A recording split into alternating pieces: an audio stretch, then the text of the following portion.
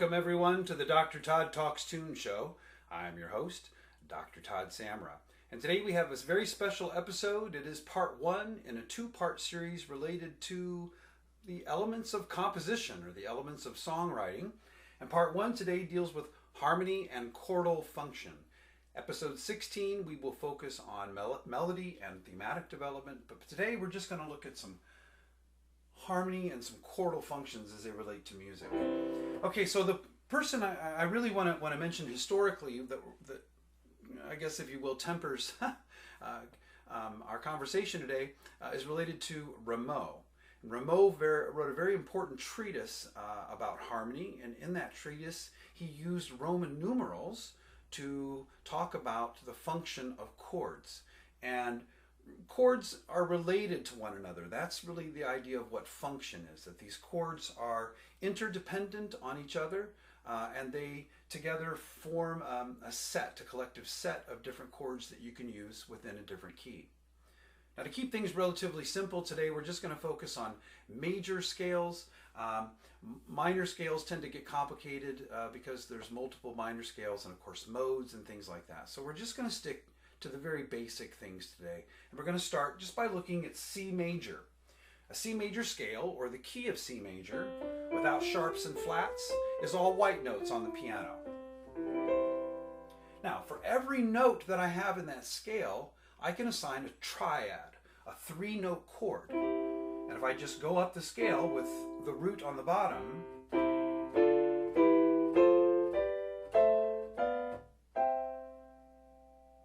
we have 7 different chords there, 8 if we count the first and the last chord twice, but 7 different chords. And among those, we have 3 major chords: the 1 chord, the 4 chord, and the 5 chord.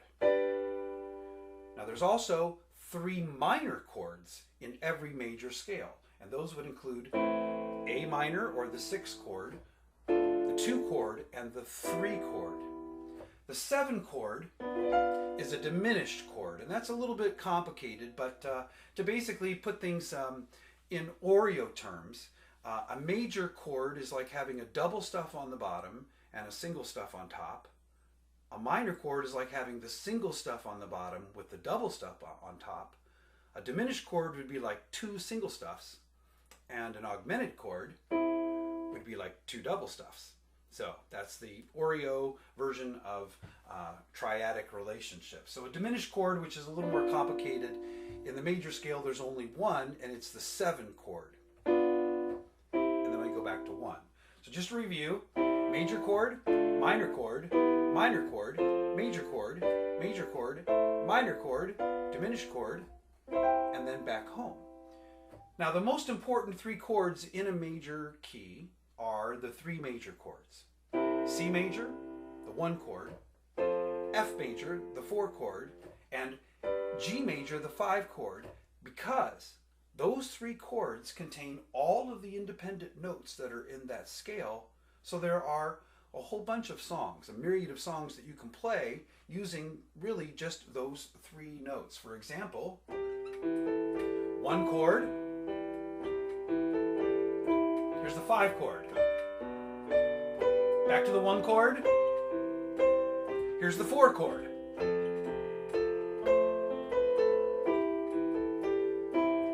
Four chord again, so you get the idea. My Country 'Tis of Thee, 5 chord, 1 chord, 4 chord, 1 chord. There's a 2 chord, which is like a substitution for the 4, and then 1, 5, 1 chord, 4 chord, 5 chord with a 7, 1, 4, 5, 1, 6, 4, 5, 1. So there's a lot of songs that we can use just those 3 chords to accompany the song. Of course, we can substitute in a chord here and there, use a 2 chord in place of a 4 chord or something like that. But for the most part, a lot of songs that at least stay in the same key, and that's the key element there, those you can play using those 3 chords. Now let's take a look at this one.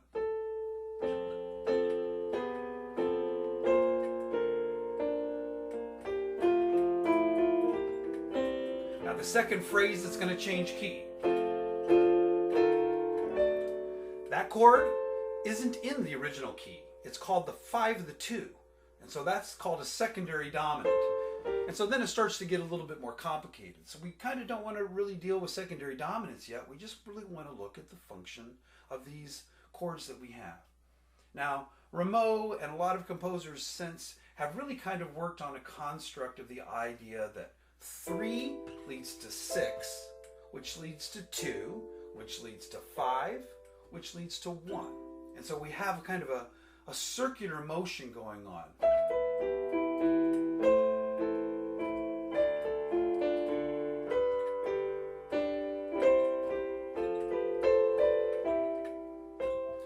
Now those chords kind of point us in the direction of the home key that we're in, and that's part of the reason for that relationship. Now, why is learning Roman numerals important? Well, let's say you're a singer or you're working with a singer and you've written a song and you know the chords of that song, but you can only play it in that one key. Well, if you knew the Roman numerals for all the chords in that song, you would then be able to play it in any key and adjust it accordingly to maybe suit the singer a little bit. But the other real idea is the idea of kind of knowing where you are within the construct of a key. Just simply knowing that's C major, and then I have A minor, and then F major, and G major. And I have those chords, but kind of knowing how they relate to one another and knowing that this chord, the 1 chord, or the tonic, is the key that we're in. So everything is bringing us back to that key.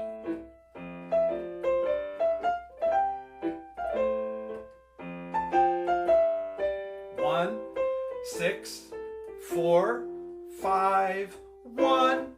And so we can kind of run through the chords of that progression and understand then where it is. And then it's like, oh, that doesn't work for me. I need to do it in a different key. And then you're like, okay, no problem. We'll lower it.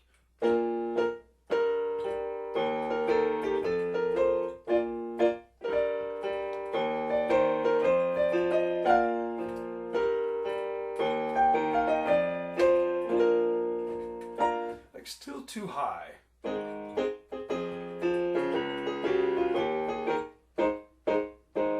So understanding what the function or the Roman numeral relationship to chords allows you to think a little bit more freely if you have to transpose and play something in a key that it wasn't originally written in. So you know, the level of complication, you know, in terms of transposing, it's hard enough to transpose, play in one key when you're reading in another. But if you really understand these functional relationships, it really makes that kind of thing a lot easier. Now, one other thing we can do is we can substitute chords in. Like, for example, if I take My Country 'Tis of Thee or God Save the Queen,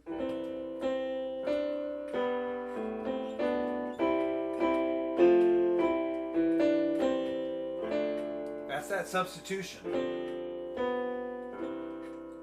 In other words, I could just simply use those primary 3 chords, the 1, 4, and the 5 chord, but I could also substitute in other ones to make things more interesting. In Silent Night, my favorite one is to substitute in the 6. 5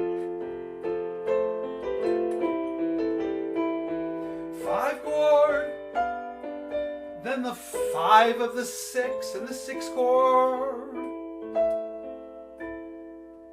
And then you get to the...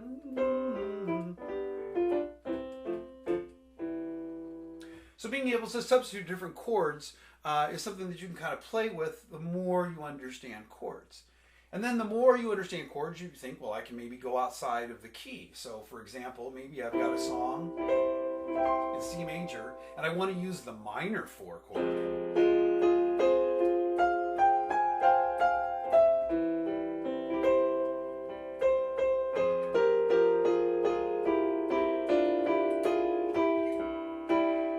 In C major, but I'm using a chord from C minor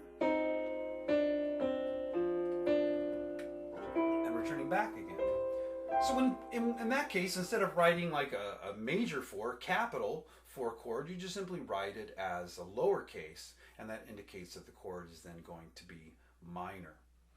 So there's a lot of complex things that you can do harmonically in a song, especially if your song just simply stays, for example, in the same key and it doesn't modulate or tonicize to a different key temporarily. It's just going to stay in that same key the whole time. Well, the more you understand about harmony, the more you can sub things in. You can also add seventh chords. You know.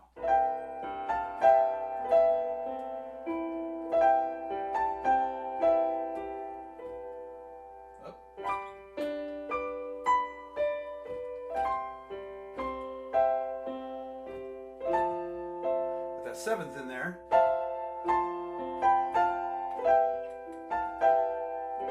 So I'm creating another layer of complexity by using 4-note chords as opposed to 3-note chords. So then when you start looking at 4-note chords, well, a 4-note chord, like for example, this chord, I mean, you could kind of hear it as that chord, but you can also hear it as just that chord without the root. So our ear picks up really on both of those triadic relationships and combines them together. And we start to get more complex harmony that way because we're dealing with 4 and then 5 and 6 and 7-note chords. So a 13th chord, for example, contains 7 different pitches, but instead of him having them all be together in a clump, we divide them up so that they're spread out by thirds. And being able to stack a chord in thirds is a very important way to determine what the root of that particular chord is. Okay, this was a lot of information. And I don't mean to overwhelm, but it's just simply the idea that if you understand that the Roman numeral association with the chords in any given key, what that does for you mentally is allows you to change to any key, and then you simply follow the same relationships. And using the terminology, you know, this is the tonic chord, this is the dominant, this is the subdominant. Now, some people like to think it's called the subdominant because it's below the dominant, but that's not it at all. Here's the tonic. The dominant is 5 notes up. The chord based on 5 notes up. The subdominant is related to the one that's 5 notes down. We also have the same relationship between what we call the mediant and the submediant. Like if subdominant was below the dominant, well, that wouldn't make sense then for the submediant and the mediant. So we get all these interesting terms that you can use. You can go, well, I'm on the submediant of the 5 of the 2 and the key of the transposing blah, blah, blah. It starts to get really complicated. But when you see things you know, in Roman numerals in front of you, you can kind of then interpret that and understand how those chords relate to the song that you're in. And it's a way, compositionally, kind of understanding maybe, well, I have these chords in my song, but if you knew the Roman numeral relationships for those chords, you actually would understand your song better and would be more flexible in maybe moving it to a different key.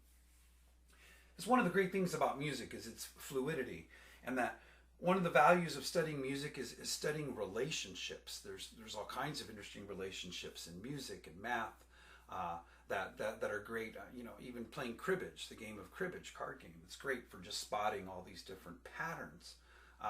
And music is very much patterned. There's a math behind it, but that math is quite flexible and transposable. So when you understand the function and the relationship behind music, it makes moving things around a whole lot easier because your mind is just simply making minor adjustments with relation to the key and not related to the function. Thank you for tuning in. Next week we have a great episode on Ella Fitzgerald.